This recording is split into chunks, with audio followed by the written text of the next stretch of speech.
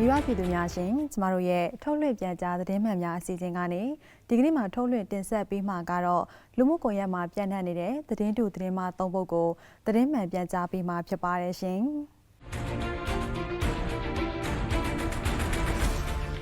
ပထမဆုံးတစ်ပုဒ်အနေနဲ့မြင်းချံမြို့အနောက်ဘက်ခြမ်းရှိကြေးရွာတွေကိုလုံခြုံရေးတပ်ဖွဲ့ဝင်တွေကမီးရှို့ဖျက်ဆီးနေတယ်လို့သတင်းအမှားများရေးသားဖြန့်ဝေလျက်ရှိတဲ့သတင်းကိုတင်ပြပါမယ်ရှင်မန္တလေးတိုင်းဒေသကြီးမြင်းချံမြို့အနောက်ဘက်ခြမ်းရှိကြေးရွာတွေကိုအခုလ4ရက်နေ့ကစတင်ပြီး6ရက်နေ့အထိလုံခြုံရေးတပ်ဖွဲ့ဝင်တွေကမီးရှို့ဖျက်ဆီးခဲ့တယ်လို့တရားဝင်ပြည်ဖြတ်မီဒီယာများကမဟုတ်မမှန်သတင်းတုသတင်းအမှားများရေးသားဖြန့်ဝေလျက်ရှိရာကိုတွေ့ရှိရပါတယ်ဒီသတင်းနဲ့ပတ်သက်ပြီးသက်ဆိုင်ရာလုံခြုံရေးတာဝန်ရှိသူတို့ထံဆက်သွယ်မေးမြန်းပြောကြားချက်အရအကြမ်းဖက်သမားတွေဟာထိခိုက်ကြဆုံးမှုတွေများလာတဲ့အတွက်ကြေးရွာတွေအတွင်းဝင်ရောက်ပြီးအတင်းအဓမ္မလူသစ်စုဆောင်းခြင်းနဲ့ဆက်ကြေးကောက်ခံခြင်းတွေလှုပ်ဆောင်လာပြီးသူတို့အလိုကျလိုက်ပါလှုပ်ဆောင်ခြင်းမရှိတဲ့ကြေးရွာတွေကိုမီးရှို့ဖျက်ဆီးခြင်းဒရော့ပုံးချတိုက်ခိုက်ခြင်းတွေလှုပ်ဆောင်လျက်ရှိတာကိုပြည်သူအားလုံးအသိပင်ဖြစ်ကြောင်းအခုဖြစ်စဉ်မှာလည်းအကြမ်းဖက်အားပေးပြီးဖြတ်မီဒီယာတွေက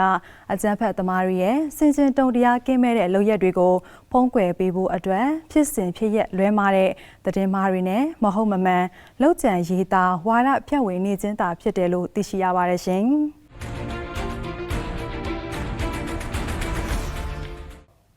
နောက်ထပ်တစ်ပုဒ်အနေနဲ့ထန်းတပင်မြို့နယ်နဲ့ကြောက်ကြီးမြို့နယ်တို့ရှိကြေးရွာတွေကိုလေကြောင်းမှတိုက်ခိုက်မှုကြောင့်ပြည်သူတွေထိခိုက်ဒေဆုံးခဲ့တယ်လို့သတင်းတုသတင်းအမှားများမဟုတ်မမှန်လောက်ကျန်ရေးသားဝါဒဖြန့်လျက်ရှိတဲ့သတင်းကိုတင်ပြပါမယ်ရှင်။ပဲခူးတိုင်းဒေသကြီးထန်းတပင်မြို့နယ်နဲ့ကြောက်ကြီးမြို့နယ်အစပ်ရှိကြောက်ကြီးပေါက်ကြေးရွာနဲ့မကြီးတော်ကြေးရွာတို့ကိုအခုလ6ရက်က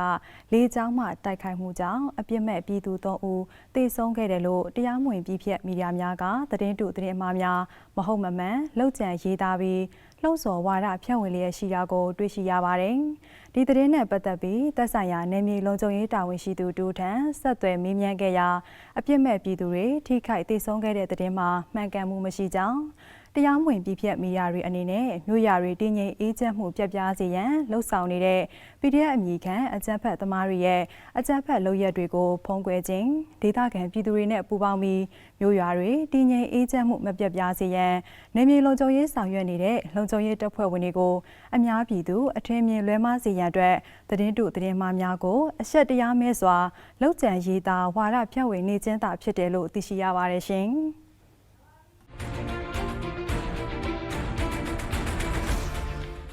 နောက်ဆုံးတစ်ပုဒ်အနေနဲ့မန္တလေးမြို့မှာအဲဇင်းဖြစ်နေထိုင်နေသူတွေကိုလုံခြုံရေးတပ်ဖွဲ့ဝင်တွေကငွေညှစ်တောင်းခံနေတယ်လို့တရားမဝင်ပြည်ဖြတ်မီဒီယာများကမဟုတ်မမှန်ရေးသားဖြန့်ဝေလျက်ရှိတဲ့သတင်းကိုတင်ပြပါမယ်ရှင်။မန္တလေးတိုင်းဒေသကြီးမန္တလေးမြို့ပေါ်မှာအဲဇင်းဖြစ်နေထိုင်နေသူတွေကိုလုံခြုံရေးတပ်ဖွဲ့ဝင်တွေကငွေညှစ်တောင်းခံနေတယ်လို့တရားမဝင်ပြည်ဖြတ်မီဒီယာများက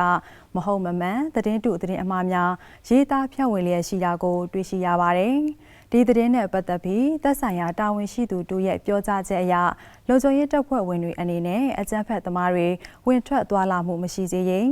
လုံခြုံရေးလုပ်ငန်းတွေကိုသတ်မှတ်ထားတဲ့စီမင်းစည်းကမ်းတွေနဲ့အညီဆောင်ရွက်လျက်ရှိကြောင်းတရားမဝင်ပြည်ဖြတ်မီဒီယာတွေကအကြမ်းဖက်သမားတွေလွယ်ကူစွာဝင်ထွက်သွားလာနိုင်စေဖို့နဲ့လုံခြုံရေးတပ်ဖွဲ့ဝင်တွေပေါ်ပြည်သူလူထုမှအထင်မြင်လွဲမှားစေရန်ရည်ရွယ်ပြီးနီလန်းမျိုးစုံအသုံးပြုကမဟုတ်မမှန်တဲ့သတင်းများကိုလောက်ကျန်ဝါဒဖြန့်နေခြင်းသာဖြစ်တယ်လို့သိရှိရပါတယ်ရှင်။မိဘပြည်သူများရှင်နိုင်ငံတော်အစိုးရနဲ့တပ်မတော်အပါအဝင်လုံခြုံရေးတပ်ဖွဲ့ဝင်တွေကနိုင်ငံတော်တည်ငြိမ်အေးချမ်းရေးနဲ့တရားဥပဒေစိုးမိုးရေးလုပ်ငန်းများဆောင်ရွက်နေမှုအပေါ်တရားမဝင်ပြည်ဖြတ်မီဒီယာများနဲ့အကြမ်းဖက်အားပေးထောက်ခံသူများကလူမှုကွန်ရက်ပေါ်မှာသတင်းတုသတင်းမှားများကိုရည်ရွယ်ချက်ရှိလှုံ့ဆော်ရေးသားဖြန့်ဝေနေတာကိုမိဘပြည်သူများသိရှိစေဖို့အတွက်သတင်းမှန်များကိုတင်ဆက်လိုက်ရပါတယ်ရှင်။